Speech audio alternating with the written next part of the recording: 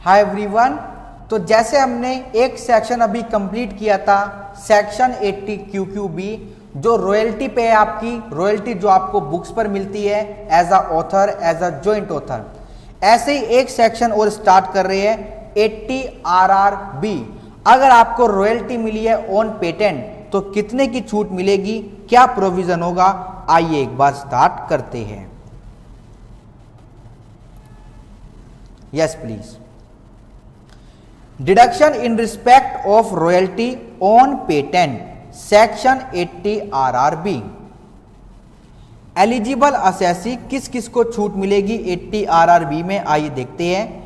A resident individual only, किसी HUF को नहीं मिलेगी, किसी नॉन रेजिडेंट को नहीं मिलेगी। Who is registered as the true and first inventor in respect of an invention under patent act 1970। जिस लोगों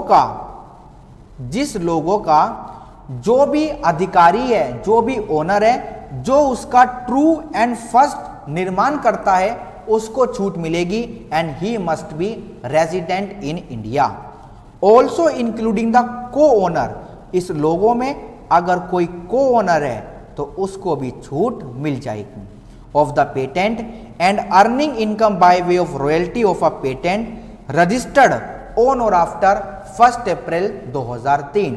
आपके कोर्स में, आपके एग्जाम में क्वेश्चन 2003 के बाद का ही आएगा, तो कोई भी घबराने की बात नहीं है। आगे चलते हैं, बहुत छोटा सा सेक्शन है, खत्म होने वाला है, आप देखना।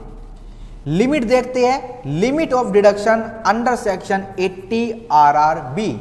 लिमिट देखते हैं, लिमिट क्या है, कितनी रॉयल्टी तक आपको छूट मिलेगी, वही सेम 3 लाख रुपए। Income by way of royalty of a patent registered on or after 1 April 2003 subject to a maximum of ₹3 lakh. जितनी भी रॉयल्टी मिली और ₹3 लाख, इनमें से जो भी लोअर होगा उसकी छूट मिल जाएगी। No deduction in respect of such income will be allowed under any other provision of the income tax act 1961।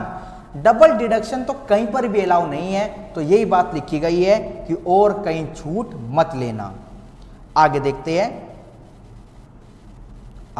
हैं eligible income for deduction under section 80 RRB। किस किस इनकम पर आपको छूट मिल सकती है 80 RRB पर, आइए देखते हैं। This exemption shall be restricted to the royalty income including consideration for transfer of rights in the patent or for providing information for working or use of a patent, use of a payment और the rendering of any service in connection with these activity. अरे अगर आपने अपना patent बेच दिया, या फिर patent को इस्तेमाल करने की इंफॉर्मेशन आप दे रहे हो, तो इन पर जो इनकम होगी उसमें से आप 80 RRB में छूट नहीं ले सकते। सिर्फ और सिर्फ रॉयल्टी पर आप छूट ले सकते हो, सिर्फ और सिर्फ आप रॉयल्टी पर छूट ले सकते हो। बाकी अदर रिसिप्ट पर, चाहे वो रिसिप्ट आपकी उसी पेटेंट से हो या ना हो, तो उनके लिए कोई भी छूट नहीं मिलेगी। The exemption shall not be available on any consideration for sale of product manufactured.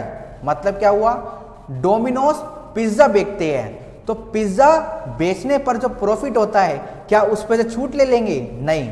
ठीक है, वो अपने लोगों से जगह जगह पिज्जा बेच रहे हैं, बट नहीं, उससे जो प्रॉफिट हो रहा है उससे छूट नहीं ले सकते।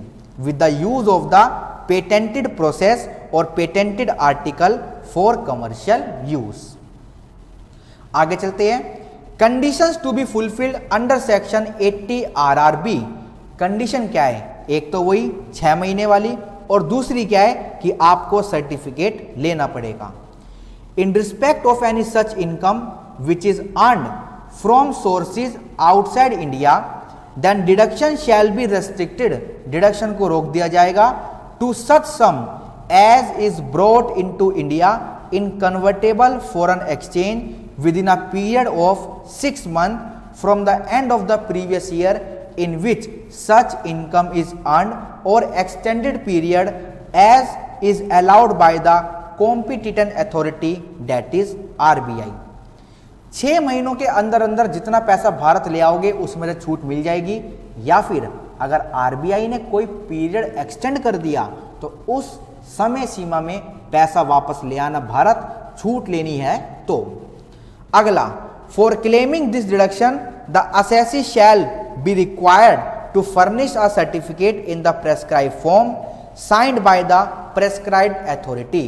जब आप अपनी रिटर्न ऑफ इनकम फाइल करोगे तो सबूत देना पड़ेगा कि रॉयल्टी इनकम है और छूट लेना चाहते हैं। इसी के साथ सेक्शन 80 आरआरबी होता है खत्म। क्वेश्चन जरूर करेंगे, जब क्वेश्चन करेंगे तो आपको एहसास होगा कि डिडक्शन का फायदा कितना मिलता है। Okay, thank you so much.